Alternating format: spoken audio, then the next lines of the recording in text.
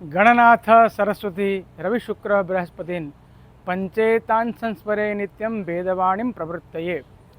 आज हम ये जानते हैं कि हमारे वेद क्या है, कहाँ से आए हैं और कितने वेद हैं। सबसे पहले हमारे वेद कहाँ से आए हैं तो शास्त्र में कहा, वेदों में कहा है अपौरुषेयम वाक्यम वेद। हमारे यहाँ दो प्रकार के ग्रंथ है, श्रुति ग्रंथ और स्मृति ग्रंथ। तो वेद है वो श्रुति ग्रंथ में आता है, जो सुनने से, गुरुजनों से सुनने से वो मंत्र याद हो जाते हैं। तो अपौरुषेयम वाक्यम Veda, it's not created by man, कोई व्यक्ति ने उसको बनाया नहीं है, वो देववाणी से, देव के द्वारा आए हैं।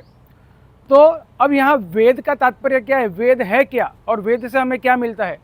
तो वेद में कहा गया है विदलरुलाभे विद सत्तायाम विद विचारणे, है ना। तो वेद से हमें, वेद का मतलब है विद माने ज्ञान, वेद से हमें ज्ञान मिलता है। कैसा ज्ञान, सामाजिक, आर्थिक, मानसिक, शारीरिक, सत्वगुण, रजगुण, तमोगुण, सभी प्रकार के जो गुण है, सभी प्रकार के जो ज्ञान है वो हमें वेद में से प्राप्त होते हैं। अब वेद कितने हैं तो मुख्यतः 4 वेद है, ऋग्वेद, यजुर्वेद, सामवेद और अथर्ववेद।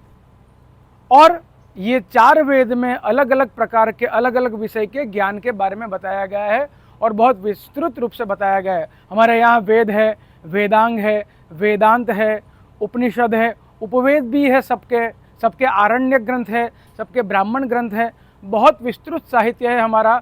परंतु हमें पहले वेद को जानना है। अगर हम वेद को जानेंगे तो वेद का ज्ञान लेके हम ये सब चीज़ों को जान सकते हैं। अगर आपको हर एक वेद के बारे में अलग अलग जानना है तो आप मुझे बताइए, कमेंट कीजिए। हम आपको अलग अलग वेद के बारे में अलग अलग चीज़ें बताएंगे कि ऋग्वेद क्या है, यजुर्वेद क्या है, सामवेद क्या है और अथर्ववेद क्या है, ये सब हम आपको बताएंगे। धन्यवाद।